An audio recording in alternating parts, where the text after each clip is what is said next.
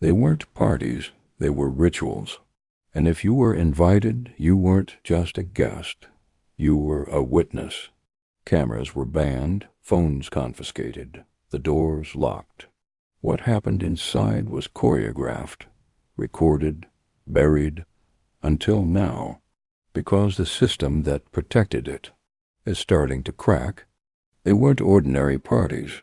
They were invitations into something else, something rehearsed, curated, controlled.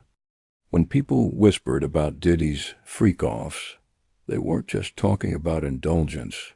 They were describing rituals, where guests were stripped of phones and names, and sometimes memory. Behind velvet curtains, the rules changed. Power was demonstrated, not through conversation, but through obedience. Women were brought in, often flown in. They didn't always know why. Some say the rooms were circular, no corners, no exits, just layers of performance, where someone always watched, and someone always submitted. He didn't always participate. Sometimes he just observed, recording what happened, watching the power shift from guest to host, and back again. Those who questioned it were told not to. Silence was expected, enforced with gifts or threats.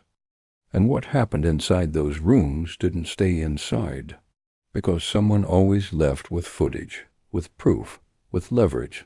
The parties became currency. Evidence became capital. And over time, compliance became culture. But cracks have started to form. One voice becomes two. Two become four. And now the machine that once ran in silence is beginning to stutter, and the footage, it never disappeared. It was just waiting for the right moment to surface. The people who knew stayed quiet, not because they wanted to, but because they were taught to. Everything was designed to feel consensual, to look voluntary. But power doesn't need to say anything. It just needs you to obey. One former guest described the rooms as alive, as if the walls themselves were watching. Another said the energy changed the moment the curtains closed, and everyone played their part. They weren't just there to witness.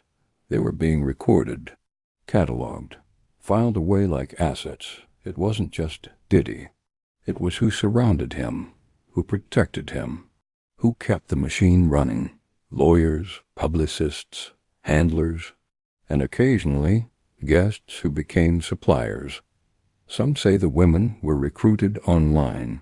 Others say they were flown indirectly. What they all agree on is this: there was preparation. This was not spontaneous. And the language used, it changed behind closed doors. They weren't called women.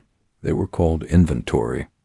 There were allegedly instructions, what they could wear, what they couldn't say, who could touch them, and who they could never look at directly. This wasn't chaos. This was structure. Hierarchy masked as hedonism. Those who played along were rewarded. Upgraded invites, connections, protection. And those who didn't, they disappeared. Not physically, but digitally. Socials erased. Careers stalled. Relationships severed. Because in a system built on silence, non-compliance isn't brave, it's disobedience. And disobedience gets deleted. There was a reason no one stopped him. He wasn't hiding it. He was broadcasting it, just not to the public. Because the guests knew, the staff knew, the drivers, the pilots, even the security. But the system didn't punish power. It managed it. There were whispers inside record labels, inside media offices, inside agencies. But the higher you looked, the quieter it got. The parties weren't just indulgence, they were leverage. People did things in those rooms they couldn't undo, and someone always remembered. Witnesses say cameras were built into the walls. Other times it was phones taped under tables, or mirrored sunglasses hiding micro lenses. It wasn't just about sex. It was about control, filming someone with influence. In a moment they couldn't afford to explain. That's how silence is bought. And Diddy? He kept the footage. Some say it was for blackmail. Others say it was insurance. But everyone agrees on one thing. It was never for art. Even those who were close to him, who benefited, are now turning, not because it's over, but because they're scared they might be next. The lawsuits didn't open the door. They were what slipped out after the locks failed.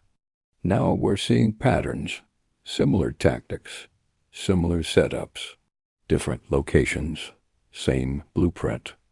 Which means this was never about a single man. It was about a method, a process, a system. And if you know how to follow it, you realize this wasn't chaos. It was choreography, and every dancer was disposable. The tapes exist. That's not a theory. It's not speculation. It's confirmed by insiders, and now by the raids. What used to be rumors is now evidence. And what used to be warnings are now indictments. Federal agents didn't knock. They broke down doors. They seized hard drives. And if what's on those files matches the witness reports, this isn't just a scandal. It's a criminal structure. Because when the same methods are repeated across time, with different women, different cities, but identical setups, it's not chaos, it's blueprint-level behavior. This isn't about parties anymore. It's about infrastructure. A system designed to extract compliance, to isolate victims, and to record leverage. And the people in those rooms, some were victims, some were collaborators, some were both. There were networks, handlers, recruiters, spotters. They didn't just find the women, they prepared them. They were coached on how to speak, how to act, when to obey, and when to disappear. And all of it was captured, not by mistake, but on purpose.